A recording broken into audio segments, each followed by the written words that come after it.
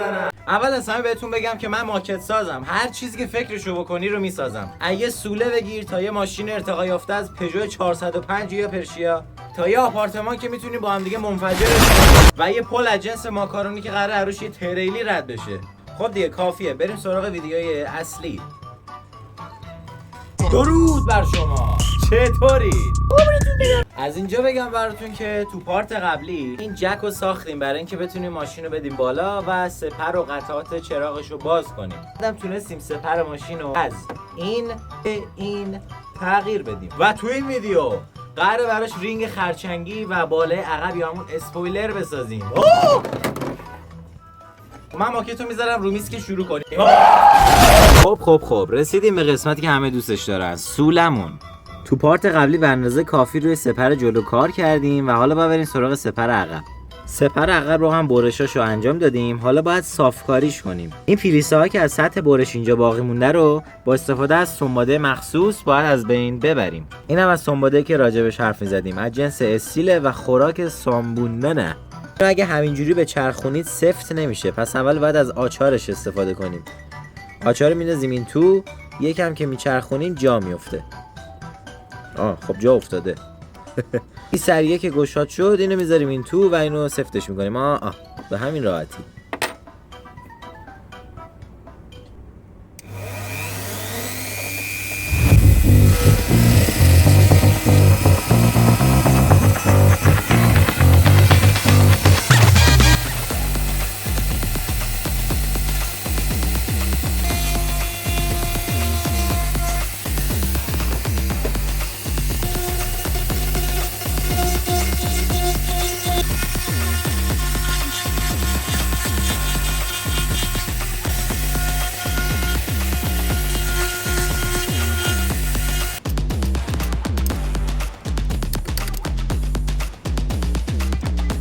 خب سپرمون تمیزکاریش انجام شد و شد این.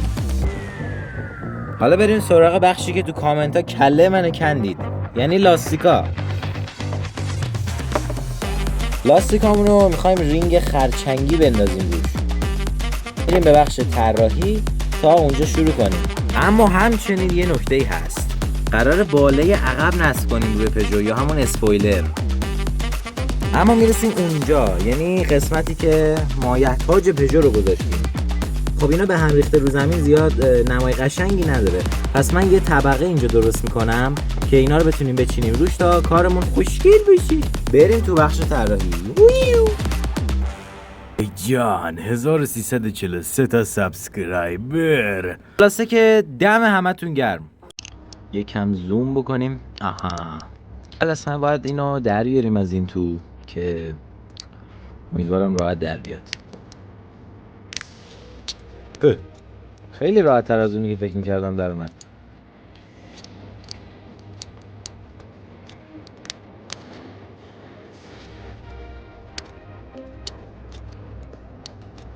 اینا رو نگه میداریم، شاید روی یه ماکت دیگه یه روزی به کار بیاد. میریم رنگ خرچنگیمون رو درست کنیم. چقدر قشنگه. کولیس ور میداریم، داخل اینو باید اندازه بزنیم. خب برای اینکه طراحی رو شروع کنیم اول نیاز به یه قطعه داریم. میایم اینجا سرچ میکنیم رینگ خرچنگی.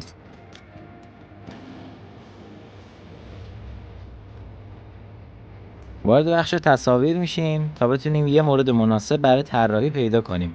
همین خوبه. یه کپی ازش میگیریم. اینم از این. باید از روش شروع کنیم طراحی کردن. میخوایم روی این قطعه برشش بگیریم که رنگ طلایی داره و خودم خیلی دوستش دارم.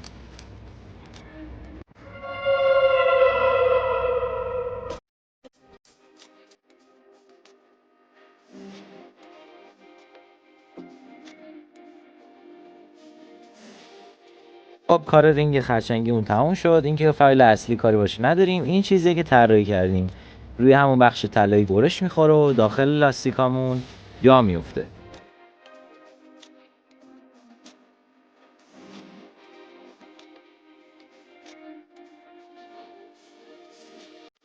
طراحیامون تموم شد. اینو میزنیم این تو.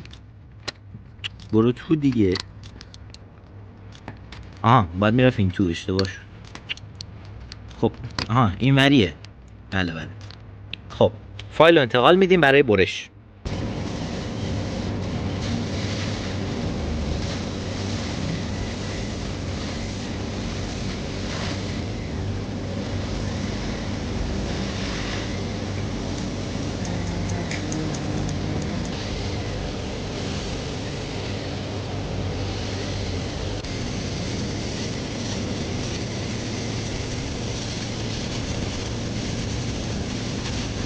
خب بریم سراغ رینگا.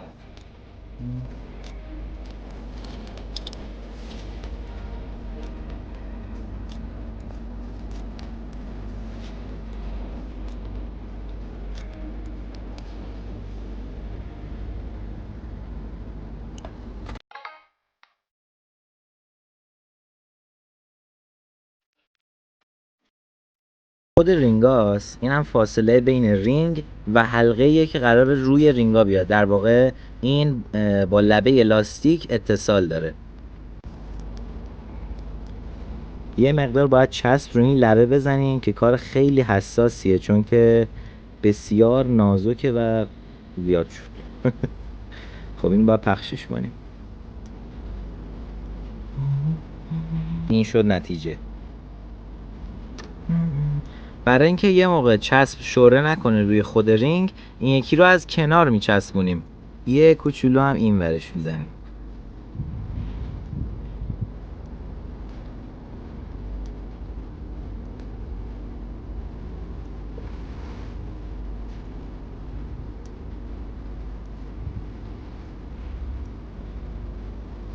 اینم از رینگ ما.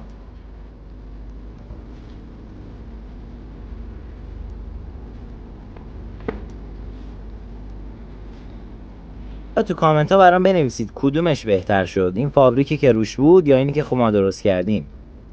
به این نکته هم توجه کنید که این بیرون زده از لاستیک، اما این کاملا داخل لاستیکه و مثل یه رینگ واقعی شده که باعث میشه لاستیک کاملا پهن‌تر دیده بشه.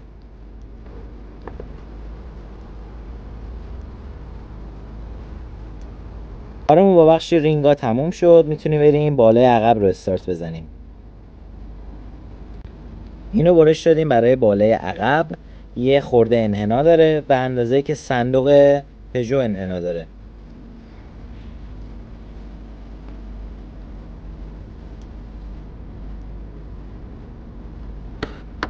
خب این قسمت خیلی حساسه و امیدوارم که اشتباهی صورت نگیرد.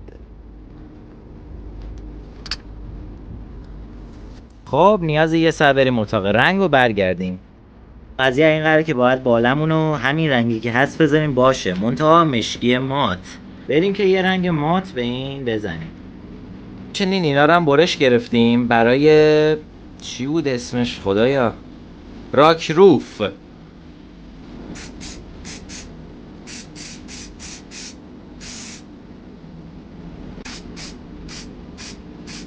قسمت کناری باله ها یا همون باله باله ها باحالا. آره. بعد قراره که قرمز بشه، چون که دوست دارم، به کسی هم مربوط نیست. و برای اینکه قرمزش کنیم باید چیکار کنیم؟ اگه گفتید آفرین، اول باید آستر بزنیم بعد قرمزش کنیم.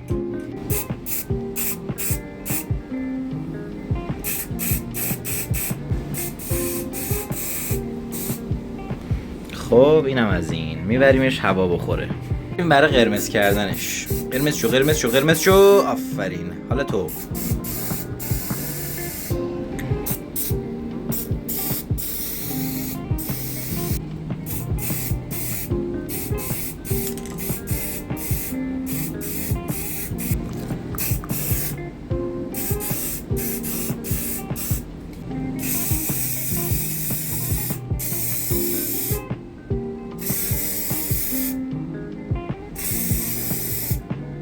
نارنجیمون خیلی کمه و امیدوارم تموم نشه، چون اصلا حال ندارم برم بخرم.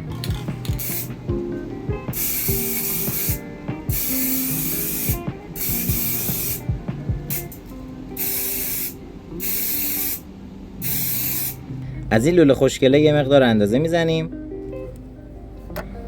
و برش میدیم. 2 تا از این میخوایم. یه رنگم به اینو بزنیم.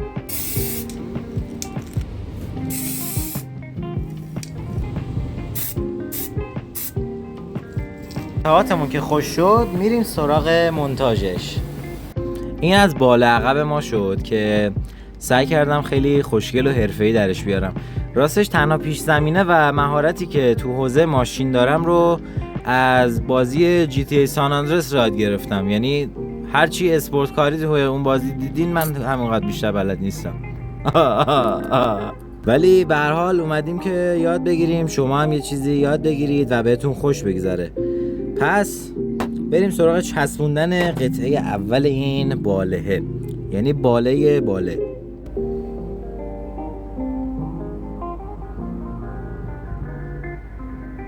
بیا نترس، بیا دیگه، چرا نمیای؟ بیا.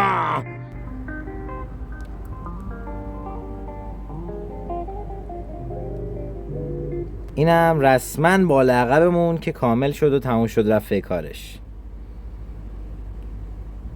خب این لولمون آماده است. قراره به عنوان اسمشو یادم میره راک روف استفاده بشه اگه درست بگم.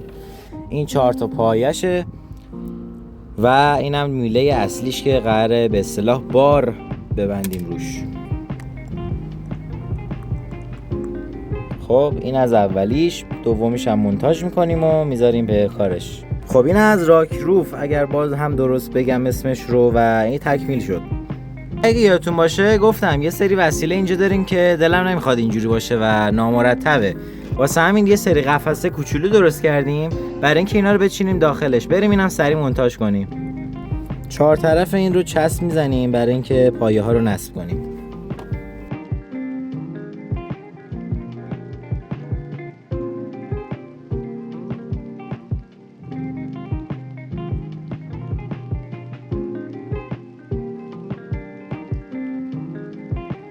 اینم از طبقه فلزی ما که خیلی خوشگل شد خداییش. من خودم دارم عشق میکنم.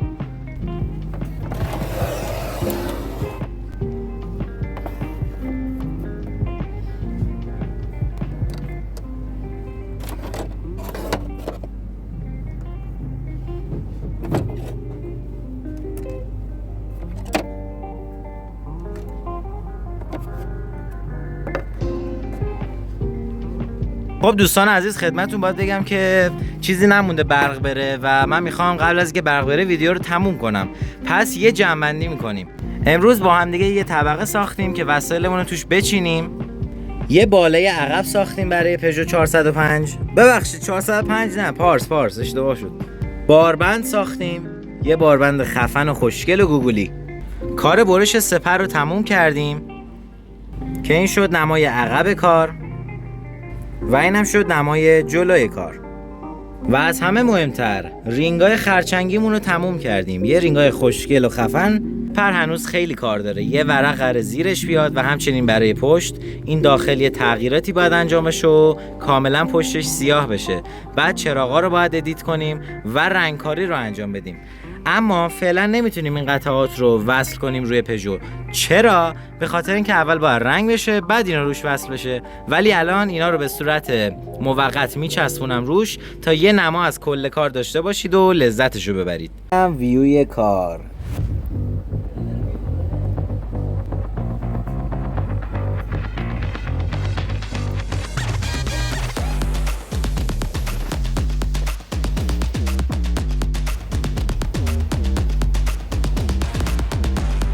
خب دوستان عزیز، من سریع باهاتون خداحافظی میکنم چون برق داره میره و امیدوارم که نره. ازتون واقعا ممنونم که دنبال میکنید منو و حمایت میکنید و انتظار نداشتم که به این سرعت طرفدار پیدا کنم برای خودم. خیلی ازتون ممنونم و تا ویدیوهای بعدی بدرود.